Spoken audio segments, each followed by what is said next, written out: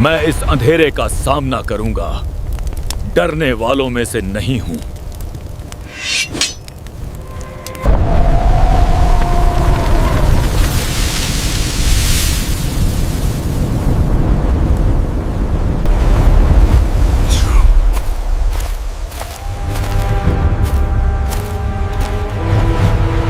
स्वागत है महाराज, बड़े समय बाद मिले।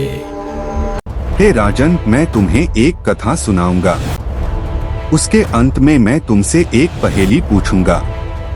यदि तुम्हें उत्तर पता हुआ और तुम मौन रहे तो तुम्हारा सिर फट जाएगा, और यदि तुमने उत्तर दे दिया तो मैं उड़कर फिर उसी पेड़ पर जा बैठूंगा।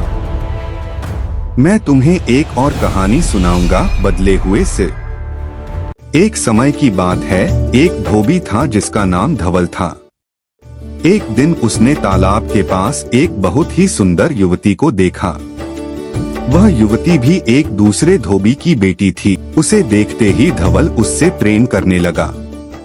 उसने तुरंत अपने माता पिता से विनती की कि वे उस युवती के माता पिता से उसके विवाह का प्रस्ताव रखें।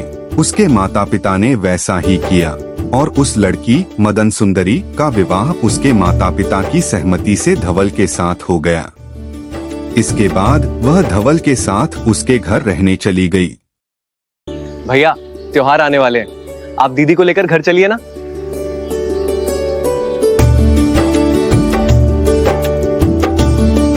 भैया देखो, ये दुर्गा देवी का मंदिर है। हाँ चलो अंदर चलते हैं, माता को प्रणाम करेंगे। मैं माता के दर्शन के लिए जा रहा हूँ। ठीक है भैया, मैं यही इंतजार करूंगी। माँ, आज आपका दर्शन पाकर मन भर आया। जो भी मिला है सब आपकी कृपा है। ये छोटा सा दीप और फूल स्वीकार करें। ऐसा कहते हुए उसने देवी के लिए अपना सिर अर्पित कर दिया। अपने साले की ऐसी अवस्था देखकर पति का हृदय भी गहरे दुख और भक्ति से भर उठा। उसने भी देवी के चरणों में अपना शीश अर्पित करने का निश्चय किया और अपनी तलवार से अपना सिर समर्पित कर दिया। देवी प्रसन्न हुई और उन्होंने उसे मरने से रोक लिया। फिर उन्होंने उससे कहा कि वह उनके सिर और धड़ को जोड़ दे।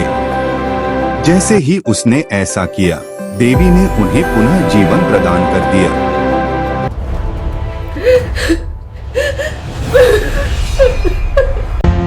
मैंने क्या कर दिया?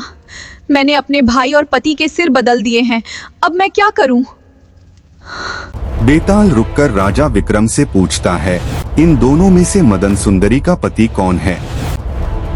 राजा विक्रम कुछ देर सोचकर उत्तर देते हैं, जिस शरीर पर उसके पति का सिर है वही उसका सच्चा पति है। क्योंकि मनुष्य के शरीर में सिर सबसे महत्वपूर्ण अंग होता है और बाकी शरीर की पहचान उसी से होती है। ये अनुचित है, परंतु सत्य यही है।